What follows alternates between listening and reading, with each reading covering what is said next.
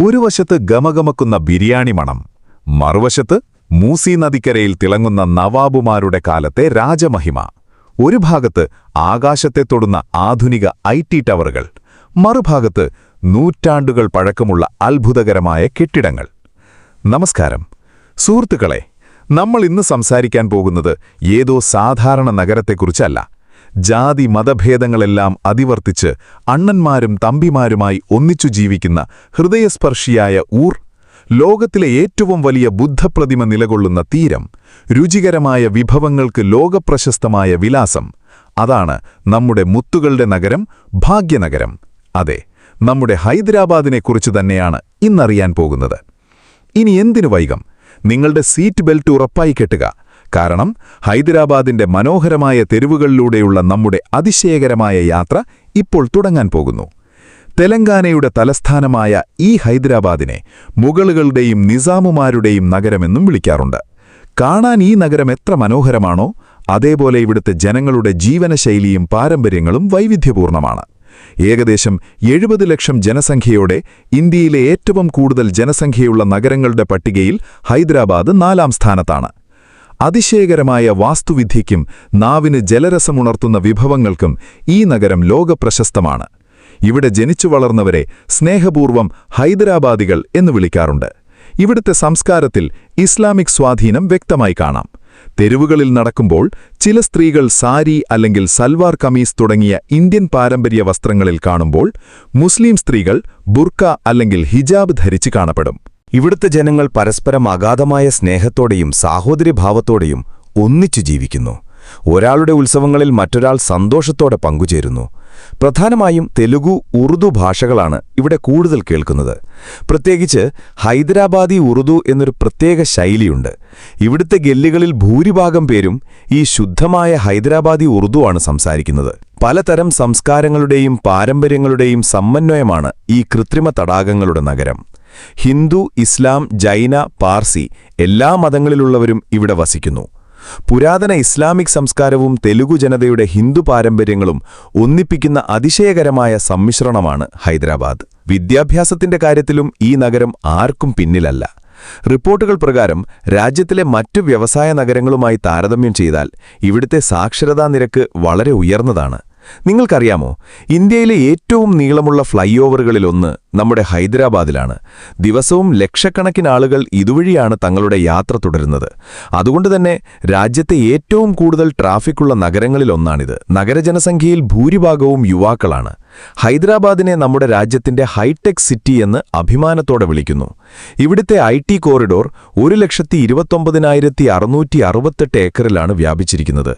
മാദാപൂർ, മണികൊണ്ട, ഗച്ചിബൌലി, നാനക്രാംഗൂഡ്, കൊണ്ടാപൂർ തുടങ്ങിയ പ്രദേശങ്ങൾ ഇതിലുൾപ്പെടുന്നു. ഈ പ്രദേശത്തെ L&T ഇൻഫോ സിറ്റി എന്നും വിളിക്കാറുണ്ട്.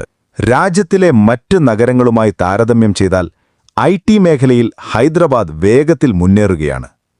സാമ്പത്തികമായി തന്റെ ശക്തി തെളിയിച്ചുകൊണ്ടിരിക്കുന്ന ഈ നഗരത്തിൽ നിന്ന് എല്ലാ വർഷവും ലക്ഷക്കണക്കിന് എഞ്ചിനീയർമാർ പുറത്തുവരുന്നു. ഐ.ടി. മേഖലയിലെ അസാധാരണ പുരോഗതി കാരണമാണ് ഇതിന് സൈബറാബാദ് എന്ന പേരും വന്നത്. ഹൈടെക് സിറ്റിയിൽ നിരവധി ബഹുരാഷ്ട്ര കമ്പനികൾ തങ്ങളുടെ ഓഫീസുകൾ സ്ഥാപിച്ചിട്ടുണ്ട്. ഇൻഫോസിസ് പോലുള്ള വൻകിട കമ്പനി ഇവിടെ ഒരു വലിയ ക്യാമ്പസ് തന്നെ നിർമ്മിച്ചിട്ടുണ്ട്. ഇതുവഴി എല്ലാ വർഷവും ആയിരക്കണക്കിന് യുവാക്കൾക്ക് പരിശീലനം ലഭിക്കുന്നു.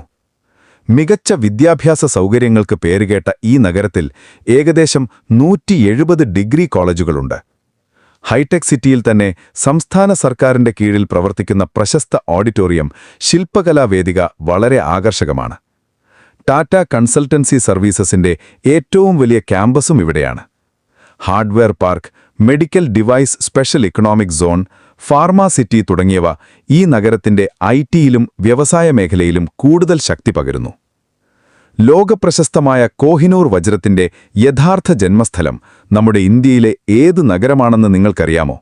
അതെ, ലോകത്തിലെ ഏറ്റവും വിലയേറിയ ആ കോഹിനൂർ വജ്രം ലഭിച്ചത് നമ്മുടെ ഹൈദരാബാദിലെ ഗോൽക്കൊണ്ട ഖനികളിലാണ്. അതുമാത്രമല്ല, ഹൈദരാബാദിനെ മുത്തുകളുടെ നഗരം എന്നും വിളിക്കാറുണ്ട്. നമ്മുടെ രാജ്യത്ത് മുത്തും വജ്രവും ഉൽപ്പാദനത്തിൽ ഈ നഗരം മുൻനിരയിലാണ്.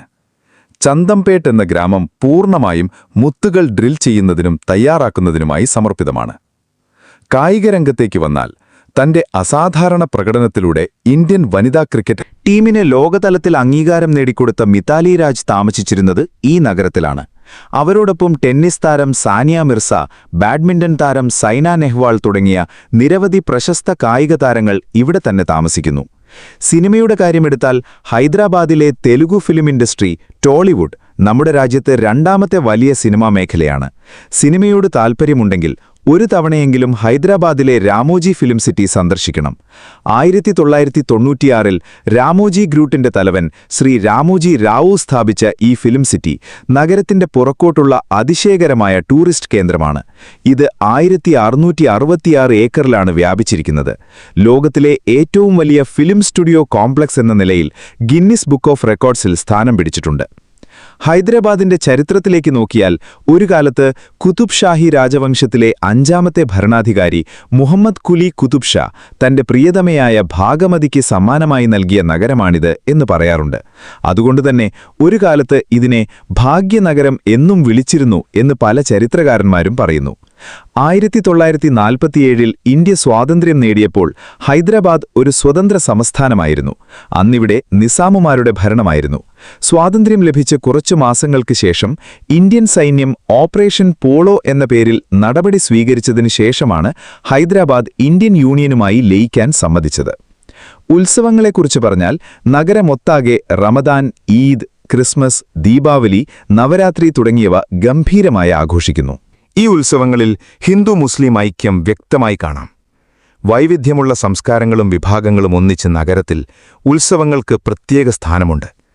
പ്രത്യേകിച്ച് തെലങ്കാന സംസ്കാരത്തിന്റെ പ്രതിഫലനമായ ബൊനാലോ ഉത്സവം എല്ലാ വർഷവും ഭക്തിയോടെയും ഉത്സാഹത്തോടെയും ആഘോഷിക്കുന്നു. ഇതോടൊപ്പം മൊഹറം, സംക്രാന്തി, രാഖി തുടങ്ങിയ ഉത്സവങ്ങളും ജാതിമതഭേദമില്ലാതെ നഗരവാസികളെല്ലാവരും ഒന്നിച്ചാഘോഷിക്കുന്നു. ഷോപ്പിംഗ് ഇഷ്ടപ്പെടുന്നവർക്ക് നവാബുമാരുടെ നഗരം സ്വർഗ്ഗമാണ്. വീട്ടിൽ വേണ്ട ചെറിയ വസ്തുക്കളിൽ നിന്ന് ഏറ്റവും വിലയേറിയ ആഭരണങ്ങൾ വരെ ഇവിടെയെല്ലാം വാങ്ങാം. ചാർമിനാർ സമീപത്തുള്ള നൂറ്റാണ്ടുകൾ പഴക്കമുള്ള ലാഡ് ബസാർ ഷോപ്പിംഗ് പ്രേമികൾക്ക് ഏറ്റവും പ്രിയപ്പെട്ട സ്ഥലമാണ്. പുരാതന പൈതൃകവും ആധുനികതയും ഇഴചേർന്ന ഈ ബസാർ മണ്ണിന്റെ മഞ്ചുകൾക്കും മുത്ത ആഭരണങ്ങൾക്കും പ്രശസ്തമാണ്. ഇതോടൊപ്പം ചാർമിനാർ ചുറ്റുമുള്ള മാർക്കറ്റുകളിൽ ഷോപ്പിംഗിന്റെ പൂർണ്ണ സുഖം അനുഭവിക്കാം. അവസാനമായി, ഈ മനോഹരമായ ഹൈദരാബാദ് നഗരം മുഴുവൻ ചുറ്റിക്കാണണമെങ്കിൽ എത്ര ചെലവാകുമെന്നറിയാമോ? 7 മുതൽ 8 ദിവസത്തെ ട്രിപ്പ് ആസൂത്രണം ചെയ്താൽ നിങ്ങൾക്ക് ഏകദേശം 65,000 മുതൽ 71,000 രൂപ വരെ ചെലവാകും. വിമാനത്തിൽ വരാൻ ആഗ്രഹമുണ്ടെങ്കിൽ ഷംഷാബാദിലെ രാജീവ് ഗാന്ധി അന്താരാഷ്ട്ര വിമാനത്താവളത്തിലെത്താം. അല്ലെങ്കിൽ ബസ് അല്ലെങ്കിൽ ട്രെയിൻ വഴിയും രാജ്യത്തിന്റെ 7 മൂലയിൽ നിന്നും എളുപ്പത്തിൽ ഇവിടെ എത്താം. അത്രയാണ് സുഹൃത്തുക്കളെ. സാങ്കേതിക വിദ്യയിൽ മുന്നേറിക്കൊണ്ടിരിക്കുമ്പോഴും ചരിത്രത്തെ ഹൃദയത്തിൽ സൂക്ഷിച്ചുവച്ചിരിക്കുന്ന നമ്മുടെ ഹൈദരാബാദ് നഗരത്തിന്റെ കഥ നിങ്ങൾക്കെങ്ങനെ തോന്നി? കമന്റുകളിൽ തീർച്ചയായും പങ്കുവയ്ക്കുക. ഈ വീഡിയോ ഇഷ്ടപ്പെട്ടെങ്കിൽ ലൈക്ക് ചെയ്യുക, സുഹൃത്തുക്കളുമായി ഷെയർ ചെയ്യുക.